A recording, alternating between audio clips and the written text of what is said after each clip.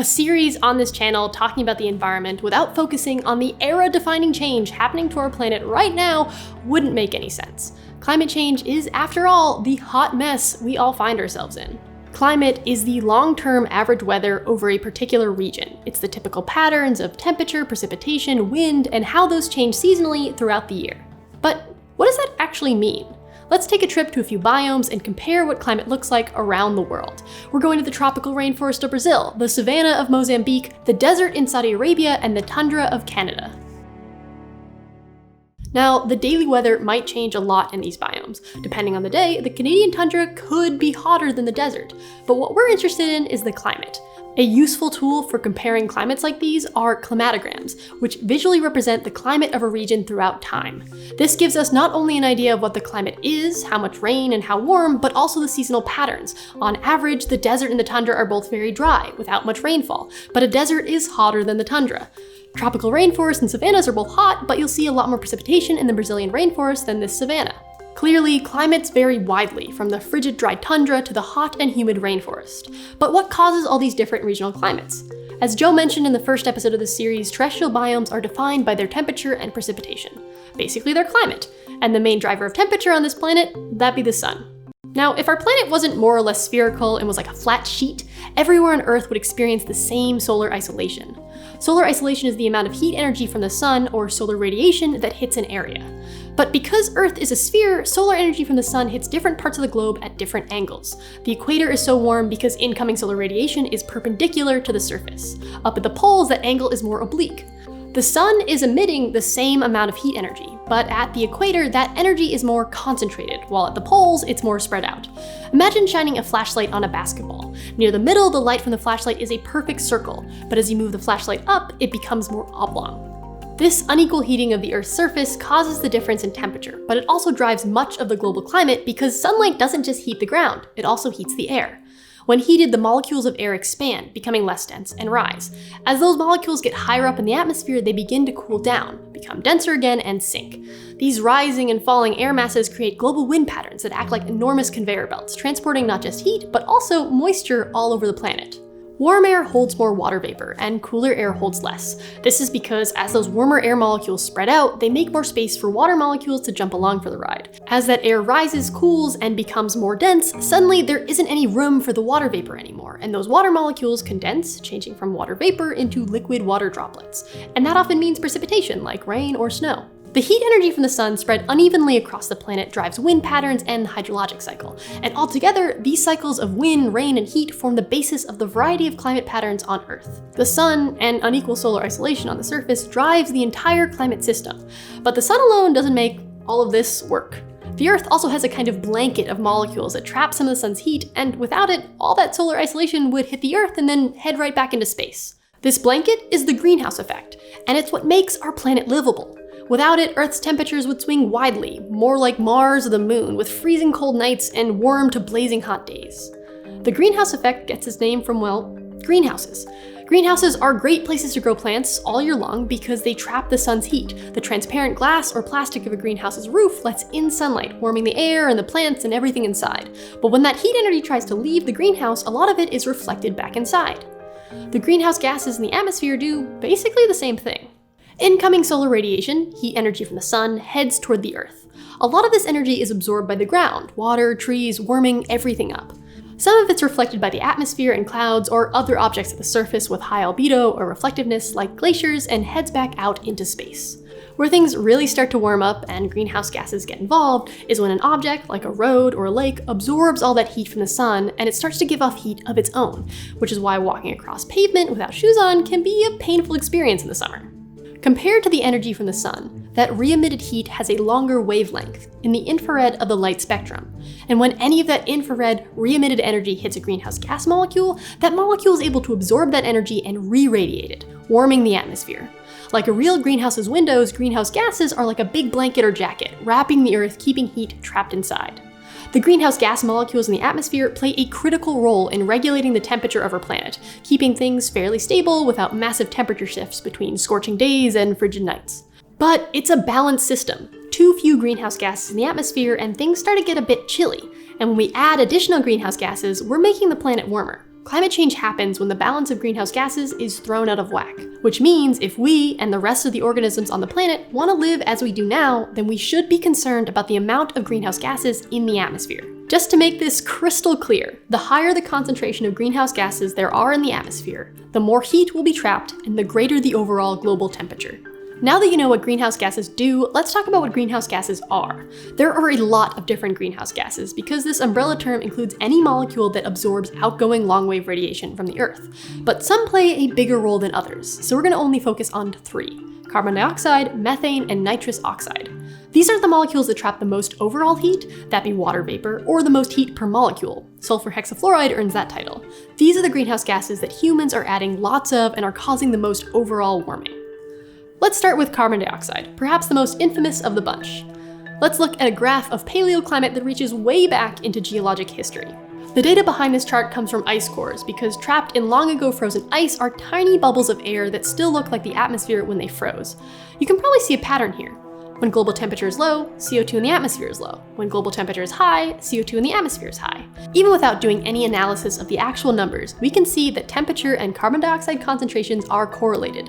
We can also see that there's a cyclical pattern, and that the highs and low points have been roughly the same as far back as the model goes. These long-term cyclical patterns show the natural fluctuations of temperature and carbon dioxide caused by things like the slowly shifting tilt and orbit of the Earth. And when I say slowly, I mean really slowly. Look at the horizontal x-axis on this chart. The distance between the peaks is hundreds of thousands of years, a length of time so long that I personally have no frame of reference for. Now take a look at the end of this graph. Carbon dioxide spikes way up, way higher than we've ever seen in the ice core records. We talked about this chart in the episode on the atmosphere, but this is the Keeling curve, a daily record of carbon dioxide concentrations at Mauna Loa, Hawaii since 1958. There's 2 distinct trends here, the small yearly fluctuations and an overall trend upward. Those yearly fluctuations are because of less photosynthesis, and therefore less drawdown of CO2 occurring during the Northern Hemisphere winter months. The Northern Hemisphere has more landmass, so the seasonal cycle of trees and grasses has an impact on global carbon dioxide concentrations. During the Northern Hemisphere summer, when all the plants wake up, photosynthesis rates go up, plants draw down carbon dioxide out of the air and transform it into organic compounds.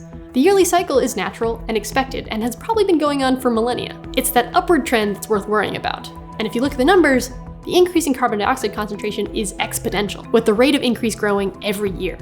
This exponential increase is because of humans, caused largely by deforestation and by burning fossil fuels for heating, transportation, industrial uses, and electricity. Deforestation is a double whammy emissions-wise because forests serve as a carbon sink. Trees sequester carbon in their tissues, trapping it for a long time.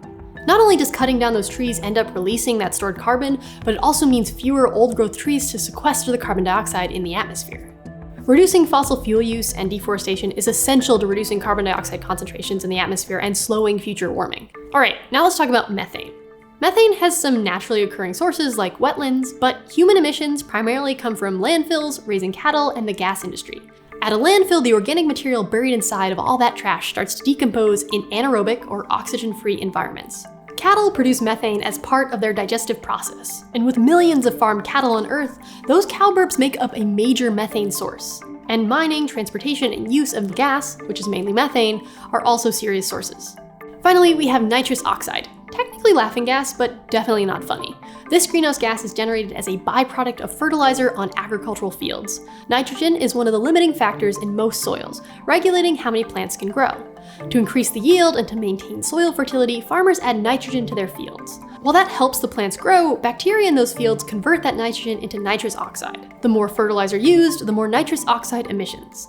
Even though it is well understood that increased greenhouse gases cause climate change, emissions of all these greenhouse gases, carbon dioxide, methane, and nitrous oxide, are still rising, which is not great.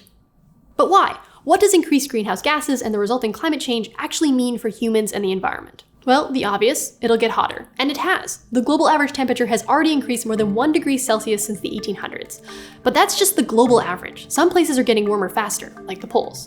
And temperature going up alone isn't the only issue, because the planet warming also causes changes in the climate. At different temperatures, molecules in the air and ocean behave differently. So as things heat up, we see changes in wind patterns, precipitation, and ocean currents. In some areas, this means increased droughts and forest fires, and others more frequent floods and stronger hurricanes. Devastating hazards also aren't the only impact of climate change. As parts of the planet become warmer, we also see habitats disappearing or shifting, with dramatic consequences for the biosphere. Every organism has a range of tolerance for abiotic factors like salinity, pH, and temperature. If those factors become too extreme, the organism has to move or die. Some species have been moving their home ranges in response to changing temperature patterns. For example, lobsters of the eastern coast of North America are shifting northward in search of cooler waters.